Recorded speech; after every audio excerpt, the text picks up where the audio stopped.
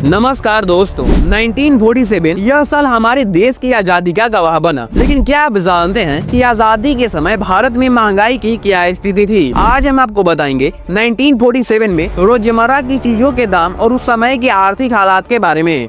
तो चलिए शुरू करते हैं। 1947 में भारत आजाद तो हो गया था, लेकिन विभाजन और अंग्रेजों के लंबे शासन के कारण हमारी अर्थव्यवस्था बेहद कमजोर थी। देश का ज्यादातर हिस्सा कृषि पर निर्भर था और उद्योग बहुत कम विकसित थे। महंगाई का स्तर नियंत्रण में था, लेकिन आम लोगों की आमदनी भी बेहद कम थी। आइए अब जानते हैं कि 1947 में चीजों के दाम क्या थे। नंबर 1, गेहूं की कीमत 1 से 2 रुपए प्रति किलो। नंबर 2, चावल 1.5 से 2 रुपए प्रति किलो। नंबर 3, दूध 12 से 14 पैसे प्रति लीटर। नंबर 4, सोना लगभग 88 रुपए प्रति 10 ग्राम। नंबर 5, पेट्रोल 27 पैसे प्रति लीटर। जी हाँ, यह सुनकर आज की महंगाई के मुकाबले यह कीमतें बेहद कम लग सकती हैं, लेकिन उस समय आम लोगों की आय भी बहुत सीमित थी।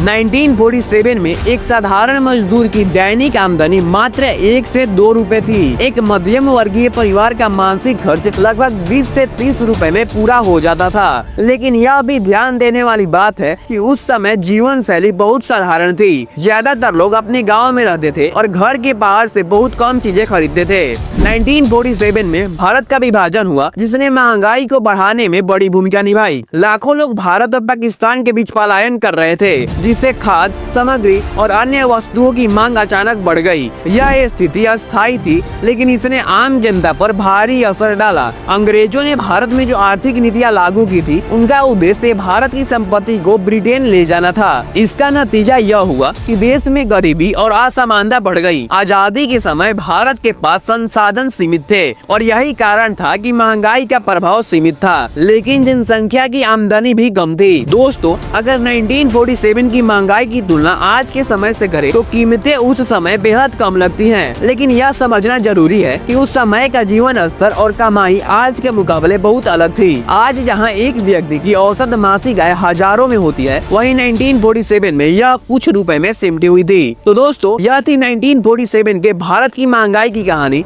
इससे हमें समझ में आता है कि समय के साथ देश ने कितना विकास किया है। अगर आपको यह वीडियो पसंद आया हो तो इसे लाइक और शेयर करना ना भूलें। हम मिलेंगे अगले वीडियो में और भी दिलचस्प तथ्यों के साथ। तब तक के लिए धन्यवाद।